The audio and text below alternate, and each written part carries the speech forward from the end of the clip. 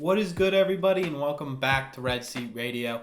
My name is Corbin, and today is the 37th day with no baseball. The MLB lockout has gone on for almost 40 days now, and the only rumors or news that we've been hearing about anything related to the lockout is that they're going to try and meet at the end of the month.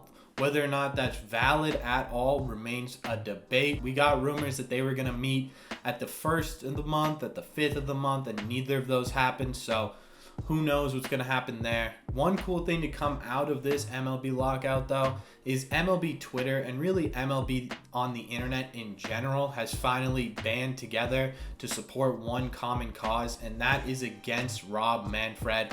So take that for what you will. Everyone banding together for the first time ever over this guy says something. But this is a Red Sox channel, so we're going to be focusing on Red Sox content here. And today is Saturday, which means we are doing another installment of Fenway Futures, a series where I go over one of the top prospects for the Red Sox and talk a little bit about when they're going to be here, who they are, and what that means for the 2022 Red Sox. But before I get into anything today, do me a favor, if you've not already, hit that subscribe button, and everybody go ahead and hit that like button as well. Both would mean a whole lot to me. Thank you very much for clicking on this video. Let's get into it.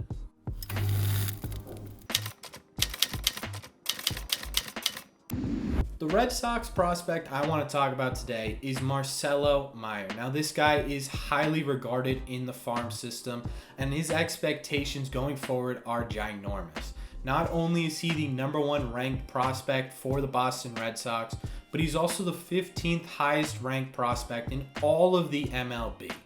His expectations are so high that when the Red Sox farm system ranking jumped from 25th to 12th, a lot of people equated that to Marcelo Mayer being the sole reason why. Marcelo Mayer was drafted in the 2021 draft in the first round by the Boston Red Sox out of California, and he is a primary shortstop. Now, his fielding is said to be very good, very fluid. He can control a diamond very well, and he also has a very strong arm. According to most sources, he has a lot of potential to become a great fielding shortstop. Now, at the plate, Marcelo Mayer spent most of his professional career after being drafted with our Single-A affiliates, and during 2021, he had an average of .275, a slug of .886, an OPS of 1.442. He hit 3 home runs, 4 doubles, 1 triple, and batted in 17, all over 26 games.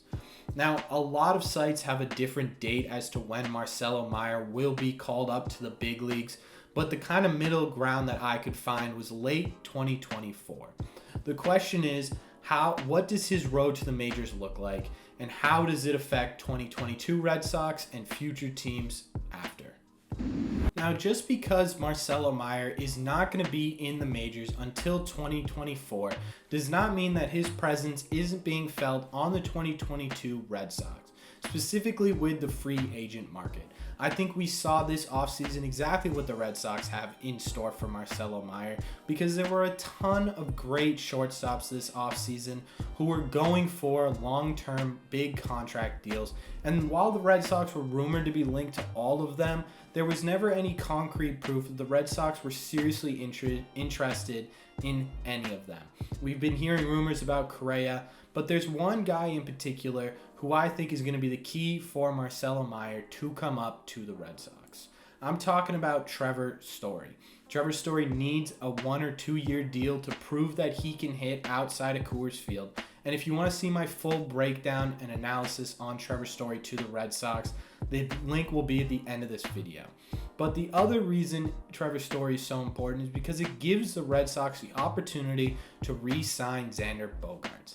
Now, I know it doesn't make a ton of sense with Marcelo Mayer coming up and replacing Bogaerts, but Bogaerts has already said that he's perfectly okay going to third base or second base or even left field or DH to make room for guys who can help the Red Sox win and allow Xander to be a Red Sox for life.